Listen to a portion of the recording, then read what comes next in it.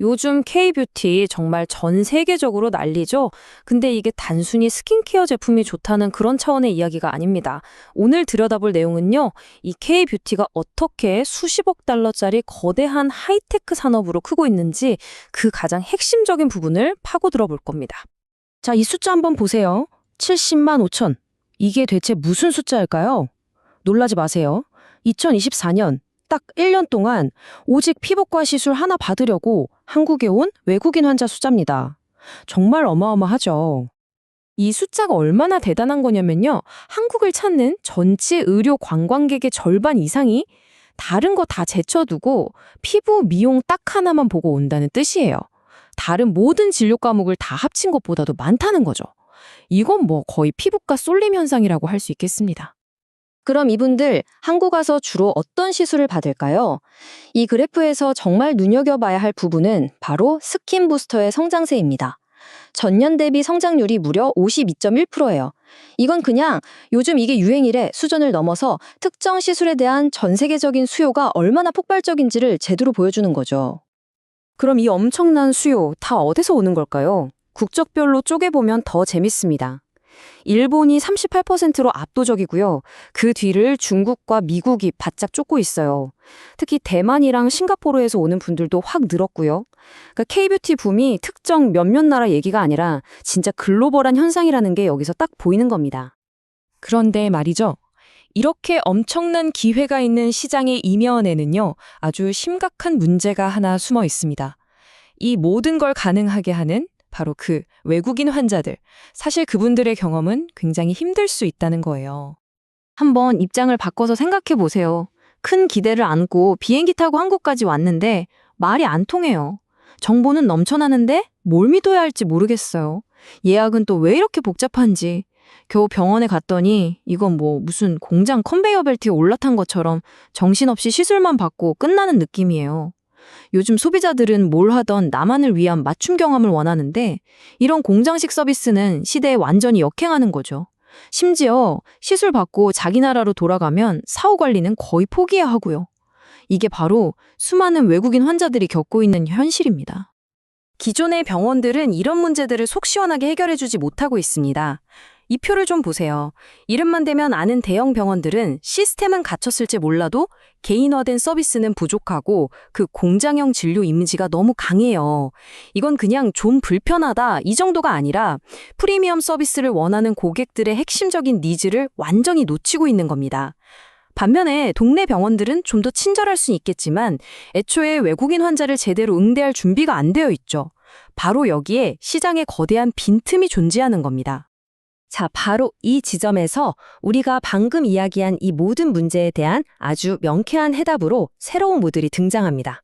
바로 기술과 인간의 섬세한 서비스를 완벽하게 결합한 완전히 새로운 방식의 클리닉이죠. 이 새로운 모델의 핵심은 딱 두 가지로 요약할 수 있습니다.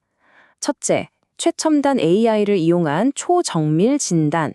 둘째, 환자 한 명 한 명에게 오롯이 집중하는 아주 인간적인 컨시어지 서비스. 이 두 개의 기둥이 바로 젠봇 클리닉 모델의 정체성이라고 할 수 있겠네요.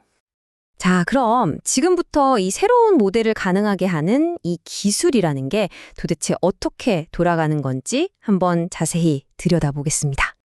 환자의 경험 자체가 완전히 달라집니다. 먼저 클리닉에 오면 AI가 피부 상태를 정말 정밀하게 분석하고요. 그 데이터를 기반으로 오직 그 한 사람만을 위한 최적의 시술 계획을 짜줍니다. 근데 진짜 혁신은 바로 다음이에요. 시술을 받기도 전에 가상 시뮬레이션을 통해 시술 후 내 모습이 어떻게 변할지를 미리 눈으로 확인할 수 있다는 겁니다. 불안감은 확 줄어들고 만족도는 극대화될 수밖에 없겠죠. 이 기술이 그냥 그럴싸하게 포장만 한 게 아니라는 걸 보여주는 데이터가 있습니다. 바로 이 AI가 환자의 질문에 무려 99.8%의 정확도로 답변을 한다는 건데요. 와, 99.8%라니. 이건 환자 입장에서는 엄청난 신뢰감을 주고 병원 입장에서는 상담 효율을 극대화할 수 있는 거죠. 하지만 이 모델의 진짜 핵심은 이 모든 게 기술로만 끝나지 않는다는 점에 있습니다.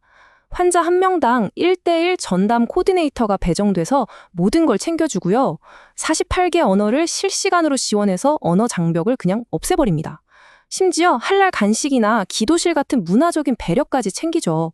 그리고 자기 나라로 돌아간 후에도 온라인으로 계속 사후 관리를 받을 수 있고요. 자, 들어보니까 환자 입장에서는 정말 최고의 경험일 것 같은데요. 그럼 이게 사업적으로는 어떨까요? 재무적인 측면에서, 그리고 이 산업 전체에 어떤 의미가 있는지 한번 살펴보겠습니다. 이 모델의 사업성을 보여주는 첫 번째 숫자입니다. 놀라지 마세요. 사업을 시작해서 손익분기점을 넘기까지 걸리는 예상 시간이 단 4개월입니다. 이게 뭘 의미하겠어요? 시장이 이런 서비스를 얼마나 간절히 원하고 있었는지를 보여주는 거죠.